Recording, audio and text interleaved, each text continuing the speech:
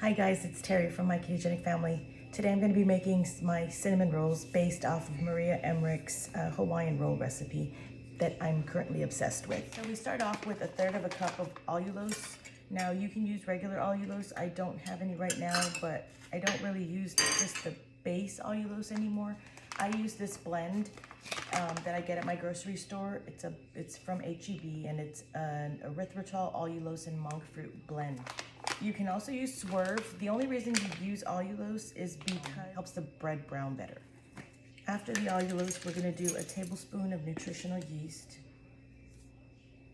And again, I will link Maria's recipe in my notes, but this is the recipe that I've kind of adapted to what I like. You're going to do a 1/2 cup of the egg white protein powder. Any egg white protein powder will work.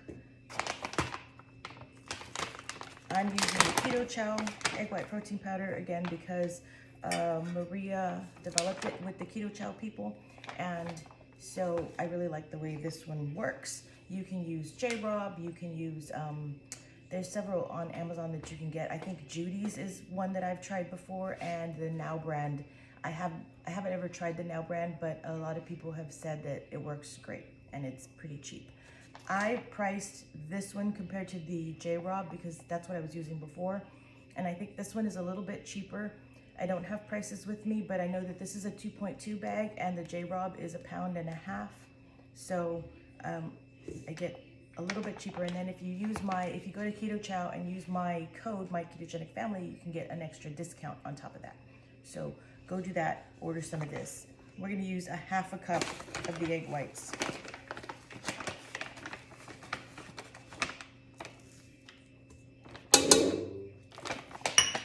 We're going to do 2 teaspoons cream of tartar,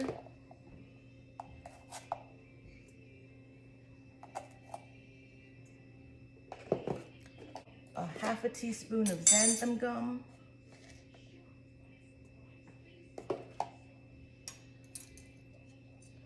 a 1/4 teaspoon salt,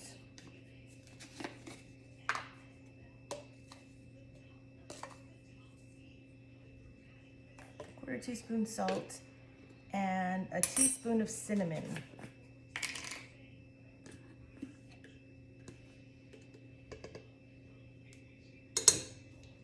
We're also going to add in the wet ingredients, which is a teaspoon of vanilla, 4 egg yolks. I'm doing 1.5 cups of egg whites. I went ahead and separated the egg yolks and put them into the container, and then added some more egg whites from my Costco egg whites.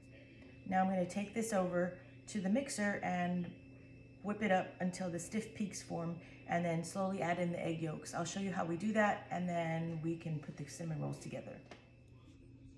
Before I attach the whisk, I will stir this around just to give it a good little mix, and then I will attach the whisk and get this going.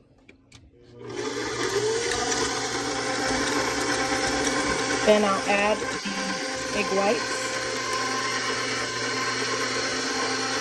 and stir that up until they're well mixed.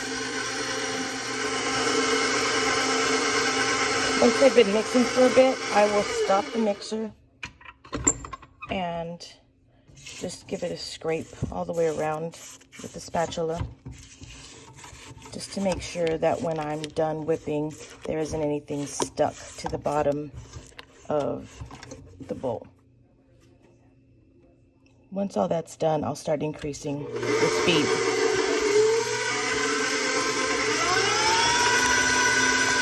While that's mixing up, you want to do a stick of butter, so 1/2 cup of butter, and melt this. You're just going to add to the filling. This is 1/2 cup of softened or melted butter, and then do 4 tablespoons of brown Swerve. I don't have any Swerve right now, so I'm using this also HEB 0-calorie brown sweetener. It's also a mix of erythritol, allulose, molasses, and monk fruit. So we're going to do the 4 tablespoons of Swerve and then a tablespoon of cinnamon for the filling.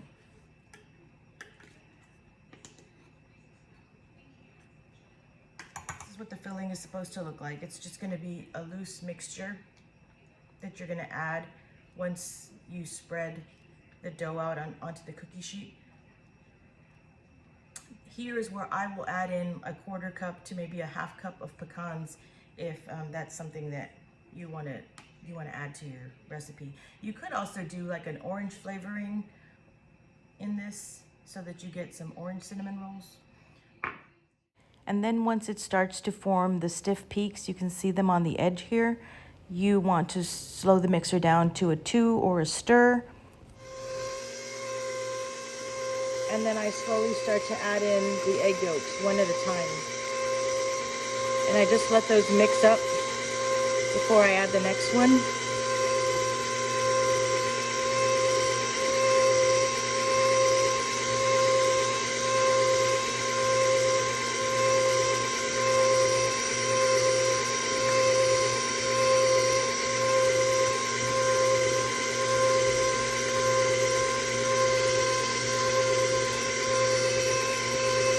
And then just let those mix in completely, but don't over mix it. Once it's mixed, you just want to get as much as you can off of the whisk and then give it a good stir. Make sure that there's no egg yolks that weren't incorporated. And then you're going to put it in the pan. Now I've prepared the pan already, but it's just a cookie sheet with a sheet of parchment that goes to all the edges because I'm going to spread it out thin. So we'll just drop this in.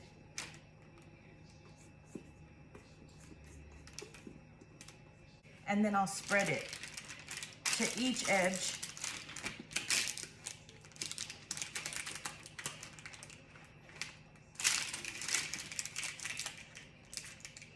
Kind of like I'm making my sandwich bread. I mean, I suppose you could do this with just like this and make sandwich bread out of it, a sweetened cinnamon sandwich bread, and then make some French toast out of that. But this is going to be a roll. So once I get it spread out completely, that's when I add the filling. I've tried both ways. I've added the filling to the bottom of the tray, and then I've added the filling on top, and then I've waited to bake it and then add the filling. And I think that the best way is to add the filling right now before it gets baked. Once you've got this spread out, then you're gonna take this, and that's why I said that you don't want it completely runny, but even if it is completely runny, you can just stir it up. And then I like to just, when it's a little smoother, I like to just do rows of this and then spread it out. But since this is runny, it'll work. You can't ever mess up a recipe. Even if this doesn't work out, it can turn into French toast later. So once this is spread out, then I just get it to run along the edges. Spread it so it's everywhere.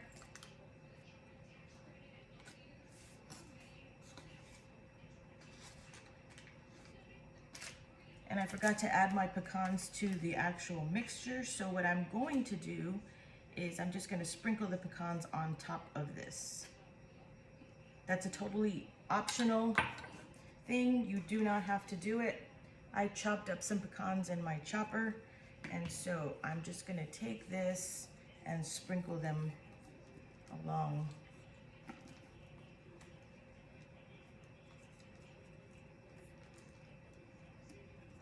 And I'll save some for topping them later.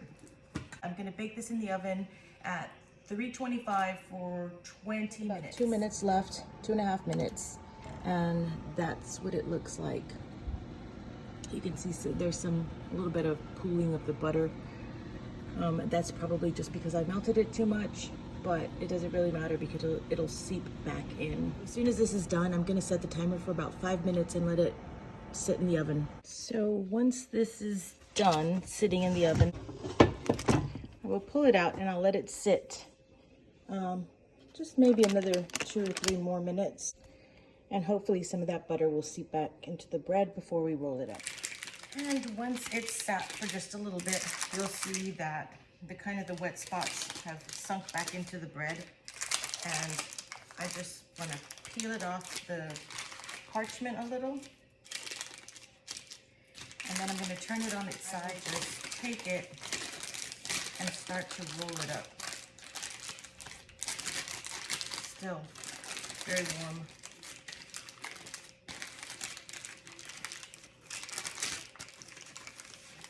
You just want to roll it up tight, holding it in place with the parchment.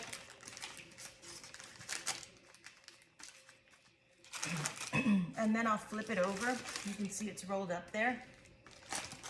I'll flip it over and I'll roll it tight with the parchment with the open side down so that it seals. And usually I'll just leave it here on the counter. I'll put the pan back on top of it so it weighs it down a little bit.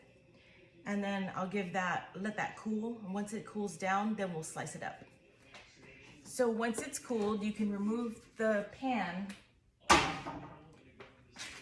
And this one kind of flattened out a little bit. And you'll just take it and you'll slice it. Grab a cutting board, cut it in half, and then cut it in equal slices. I try to cut 12 slices each time. There's the cinnamon roll. So I'll cut each half. Hopefully I cut them the same size. And then I will try to cut each half again in half and make 3 rolls out of each one of these halves. So 1, 2, 3.